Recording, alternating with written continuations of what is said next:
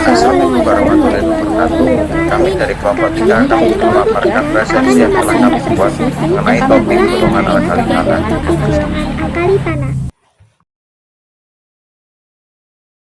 Ya, assalamualaikum warahmatullahi wabarakatuh. Saya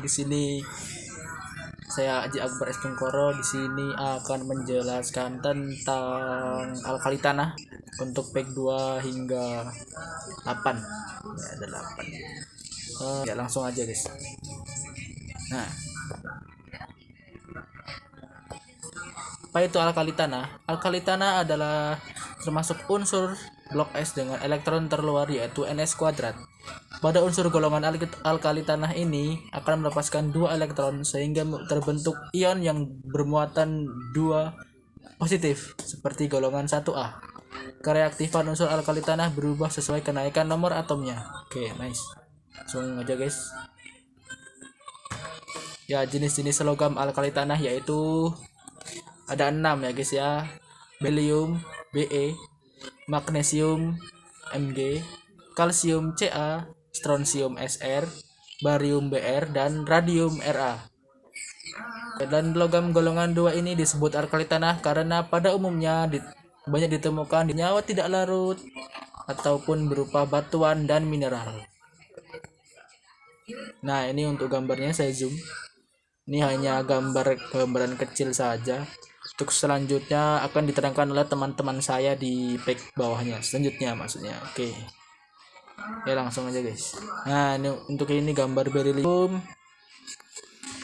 Ya, ini berilium ini dari gambarnya terlihat seperti batu ya, guys ya. Tapi ya batu sih. Ya udah, langsung aja, guys. Nah, wawasan untuk berilium ini dan garamnya adalah merupakan bahan racun dan berpotensi sebagai zat karsinogenik. Dapat menyebabkan penyakit granulomatous pulmonari yang disebabkan oleh paparan berilium. Oke, langsung aja, guys. Nah, untuk data-datanya berilium ditemukan pada tahun 1798 ditemukan oleh Friedrich Wöhler. Nama asal dari mineral beril. Penggunaannya untuk pesawat ruang angkasa, peluru kendali atau bisa kita sebut dengan misil atau rudal. Dengan diperoleh dari beril dan krisoberil. Oke, langsung aja, guys. Untuk magnesium ini magnesium ini teman saya ya, guys ya. Ya udahlah. Sekian dari saya. Terima kasih. Wassalamualaikum warahmatullahi wabarakatuh.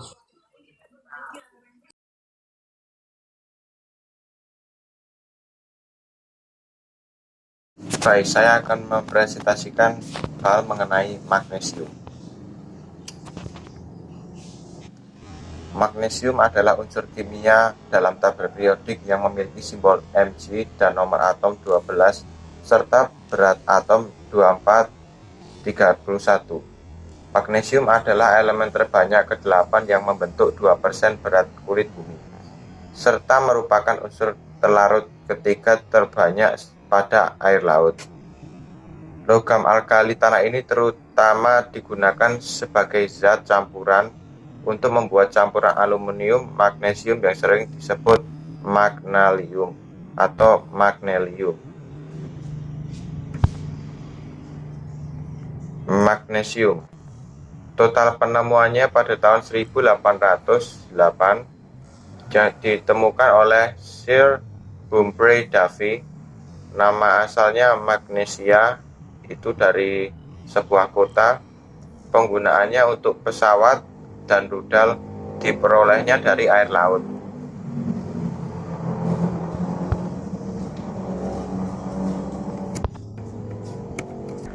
Dan sekarang kita beralih ke kalsium. Kalsium adalah mineral yang amat penting bagi manusia, antara lain bagi metabolisme tubuh, penghubung antar saraf, kerja jantung, dan pergerakan otot. Setelah umur 20 tahun, tubuh manusia akan mulai mengalami kekurangan kalsium sebanyak 1% per tahun. Gejala awal kekurangan kalsium adalah seperti lesu, banyak keringat, gelisah, sesak napas, menurunnya daya tahan tubuh, kurang nafsu makan, sembelit, berak-berak, insomnia, kram, dan lain sebagainya. Logam ini secara komersial dibuat dari elektrolit kalsium klorida. Dan untuk rincian kalsiumnya ialah tahun penemuannya 1808. Penemunya Sir Humphrey Davy. Nama asalnya dari kata Latin scalcis yang berarti jeruk nipis. Penggunaannya bentuk-bentuk kehidupan untuk tulang dan kerang. Diperolehnya dari kapur, batu, gamping, marmer, 33,5% dari kerak. Dan sekarang saya akan membahas mengenai strontium.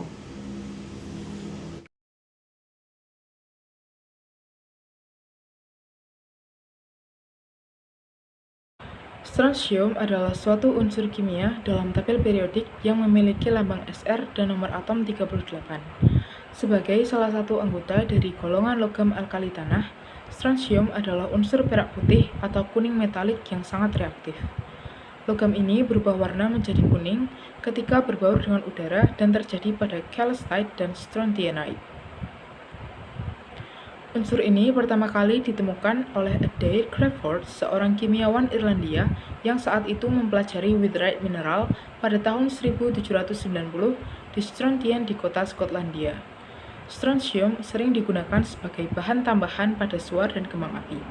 Itulah sebabnya terdapat warna merah saat kembang api meledak. Selanjutnya ada barium. Barium adalah suatu unsur kimia yang memiliki lambang Ba dan nomor atom 56. Logam ini pertama kali ditemukan pada bagian metalik oleh Humphrey Davy pada tahun 1808. Namanya diambil dari bahasa Yunani baris yang berarti heavy, yang artinya berat, padat, keras, dan hebat. Logam barium ini didapat dari barytite, whitite, dan barium juga dapat diperoleh dari reduksi barium hidroksida dan aluminium. Kemudian yang terakhir ada radium. Radium adalah sebuah unsur kimia yang mempunyai simbol Ra dengan nomor atom 88. Radium berwarna hampir putih bersih, namun akan teroksidasi jika terekspos kepada udara dan berubah menjadi hitam. Radium mempunyai tingkat radioaktivitas yang tinggi. Unsur radium pertama kali ditemukan pada tahun 1898 oleh Peirce dan Marie Curie. Nama radium berasal dari kata Latin jari-jari yaitu ray dan dapat digunakan untuk mengobati kanker. Unsur radium ini dapat diperoleh dari biji uranium.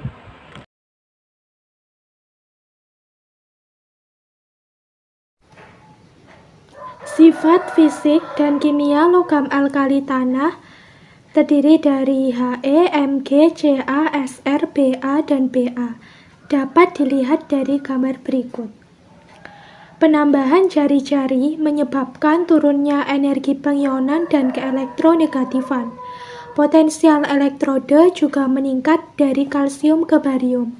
Akan tetapi, berilium menunjukkan penyimpangan karena potensial elektrodenya relatif kecil. Titik leleh cenderung menurun dari atas ke bawah. Sifat-sifat fisis lebih besar jika dibandingkan dengan logam alkali. Hal ini disebabkan karena logam alkali tanah mempunyai 2 elektron valensi, sehingga ikatan logamnya lebih kuat. Kereaktifan logam alkali tanah meningkat dari berilium ke barium. Karena dari berilium ke barium, jari-jari atom bertambah besar. Energi ionisasi serta keelektronegatifan berkurang. Akibatnya, kecenderungan untuk melepas elektron dan membentuk senyawa ion makin kuat. Alkali tanah kurang reaktif bila dibandingkan dengan alkali. Hal ini disebabkan karena jari-jari alkali tanah lebih kecil, sehingga energi pengionannya semakin besar. Alkali tanah memiliki elektron valensi 2, sehingga kurang reaktif bila dibandingkan dengan alkali yang bervalensi 1.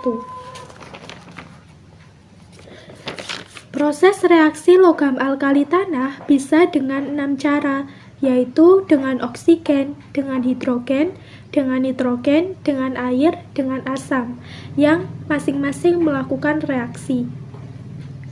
Berilium atau Be merupakan perpaduan antara Be dan juga Cu yang menghasilkan logam sekeras baja. Maka digunakan untuk perbegas dan sambungan listrik logam berilium dipakai pada tabung sinar X, komponen reaktor atom, dan pembuatan salah satu komponen televisi. Digunakan juga untuk pembuatan logam paduan atau alloy, untuk membuat campuran logam yang ringan dan liat yang dapat digunakan pada pembuatan alat-alat ringan seperti suku cadang pesawat atau alat-alat rumah tangga. Magnesium sulfat atau MgSO4 7H2O juga bisa digunakan untuk pupuk, obat-obatan, dan lampu blitz serta kembang api karena magnesium mudah terbakar dan cahayanya putih menyilaukan mata. Magnesium hidroksida atau MgOH2 juga bisa sebagai obat mah dan juga sebagai bahan pasta gigi.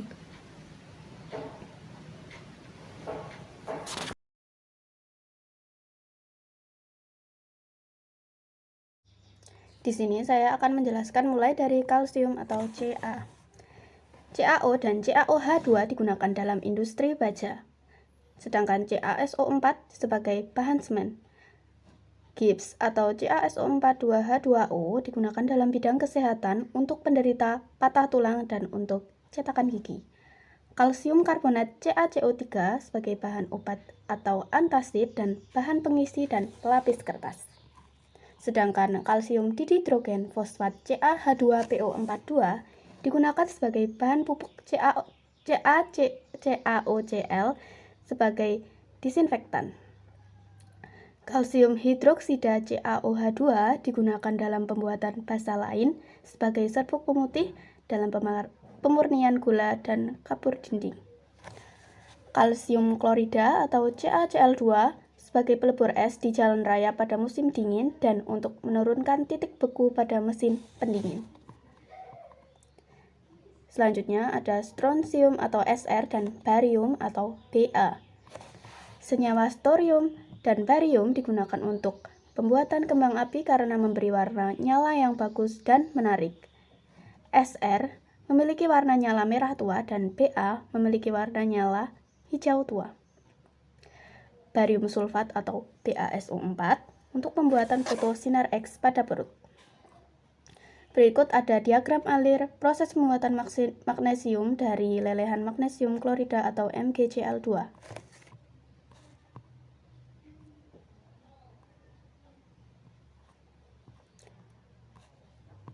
Selanjutnya ada beberapa reaksi, yaitu mencampurkan air laut dengan CaO sehingga magnesium mengendap. Yang pertama ada CaOS dan H2OL menjadi Ca2 plus Aq plus 2OH min Aq. Yang kedua ada Mg2 plus Aq plus 2OH min Aq menjadi MgOH2S. Yang ketiga ada Mg2 plus Aq plus H2OL plus CaOS menjadi MgOH2S plus Ca2 plus Aq. Yang kedua ada MgOH2 yang terbentuk disaring, dicuci, dan direaksikan dengan larutan HCl pekat. Rumusnya MgOH2S plus 2HCl Aq menjadi MgCl2 plus 2H2O. Yang ketiga ada larutan MgCl2 yang diperoleh diuapkan sehingga diperoleh kristal MgCl2. Yang keempat ada kristal Mg.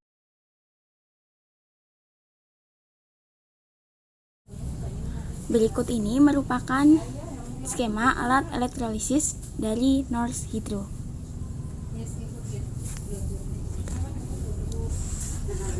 Penjelasan selanjutnya, logam magnesium dihasilkan pada katoda dan dalam proses deanhidrat dari Norsk Hydro, magnesium cair bergerak dengan aliran elektrolit yang terpisah dari gas klorida.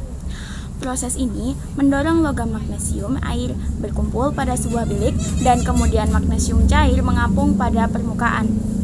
Sisa dari elektrolit bergerak kembali menuju elektroda.